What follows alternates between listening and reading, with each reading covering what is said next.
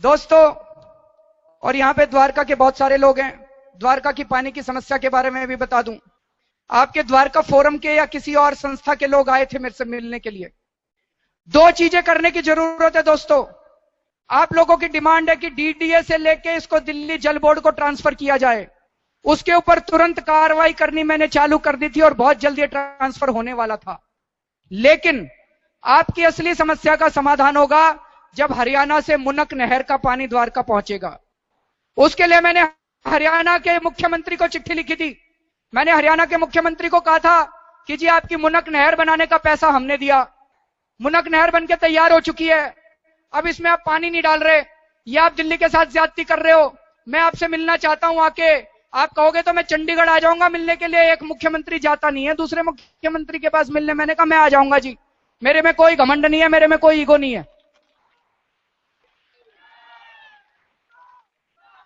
तो दोस्तों, ढेरों काम हुए उन दिनों के अंदर, ढेरों काम हुए। ये दोनों घबरा गए बीजेपी और कांग्रेस वाले। इनको लगा ये ऐसे ही काम करता रहा, हमारी तो एक सीट नहीं बचेगी उसके बाद। ये दोनों मिल गए जी, ये बीजेपी और कांग्रेस वाले मिल गए और इन दोनों ने ये तय कर लिया कि अब इनकी सरकार नहीं चलने देंगे। हमने फरवरी के महीने में 2 दिन का सेशन बुलाया, उसमें कई बिल पास करने थे हमको, इन्होंने विधानसभा नहीं चलने दी। भाई साहब, आपने देखा होगा टीवी के अंदर जो शोरगुल करा इन दोनों पार्टियों ने मिलके। कभी आपने ऐसे नहीं देखा होगा। बीजेपी और कांग्रेस के अंदर साठगांठ तो होती थी, पहले पर्दे के पीछे होती थी, अब वो सामने आ गई। दोनों ने मिलके माइक तोड़े, दोनों ने मिलके पेपर फाड़े। बीजेपी और कांग्रेस वालों ने मेरा माइक तोड़ दिया जहां पे सीट पे मैं बैठा था। इन्होंने विधानसभा नहीं चलने दी। दोस्तों, मैं लोकपाल बिल हम पास करना चाहते थे, लोकपाल बिल नहीं पास करने दिया इन्होंने। हम स्वराज बिल पास करना चाहते थे, ये स्वराज बिल नहीं पास होने देना चाहते थे। और दोस्तों, आपको याद होगा जब दिल्ली में बिजली आंदोलन हुआ था तो हमने कहा था बिजली के बिल देना बंद कर दो, जब आम आदमी पार्टी की सरकार बनेगी तो 50% आपका बिल माफ कर देंगे। वो वाला बिल भी हम विधानसभा में लेके आए थे। इन दोनों पार्टियों ने मिलकर वो बिल भी पास नहीं होने दिया। दोस्तों, वो बिल भी पास नहीं होने दिया।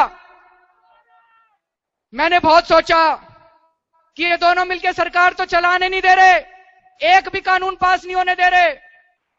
दोस्तों, मैं चाहता तो मुख्यमंत्री बना रहता। मुख्यमंत्री की कुर्सी किसको प्यारी नहीं होती। लेकिन मैंने अपनी आत्मा से पूछा, मेरी आत्मा ने गवाही नहीं दी। मेरी आत्मा ने कहा यहां पे कुर्सी पे चिपकने के लिए नहीं आया तू, इस्तीफा दे दे। मैंने अगले दिन इस्तीफा दे दिया। बताओ मैंने गलत करा क्या? मैंने अगले दिन इस्तीफा दे दिया। दोस्तों, इस्तीफा देके मैं एलजी साहब के पास गया। मैंने एलजी साहब को कहा अभी तुरंत चुनाव कराओ और चुनाव करा के देखते हैं 50 सीट आएगी आम आदमी पार्टी की और फिर हम दोबारा सरकार चलाएंगे। अब ये कांग्रेस के साथ मिलकर सरकार नहीं चलाएंगे हम लोग, बहुत हो गया कांग्रेस के साथ। कांग्रेस के साथ मिलकर सरकार नहीं चलाएंगे। लेकिन दोस्तों, बीजेपी और कांग्रेस वाले फिर से मिल गए। इन्होंने एलजी साहब पे दबाव डाला और इन्होंने अभी तक चुनाव नहीं होने दिए। दोस्तों, अभी तक दिल्ली के चुनाव नहीं हुए हैं। मेरे को कई लोग मिलते हैं आजकल, लोग कहते हैं अरविंद जी आपकी सरकार बहुत अच्छी चल रही थी, अरविंद जी आपने बिजली के बिल माफ कर दिए थे, पानी के बिल माफ कर दिए थे, आपके टाइम में भ्रष्टाचार बहुत कम हो गया था, लेकिन अब देखो फिर से पानी और बिजली के बिल बढ़ जाएंगे, क्या करें हम। कहते हैं जी अरविंद जी बड़ा दुख हुआ, आपको इस्तीफा नहीं देना चाहिए था। मैंने कहा भारत के इतिहास में पहली बार हो रहा है कि किसी की सरकार के इस्तीफा देने से लोगों को दुख हो रहा है। आज तक तो हम सोचते थे कि कब मनमोहन सिंह इस्तीफा दे, कब पीछा छूटे इससे। पहली बार ऐसा हो रहा है कि किसी सरकार के इस्तीफा देने से जनता को इतना दुख हो रहा है।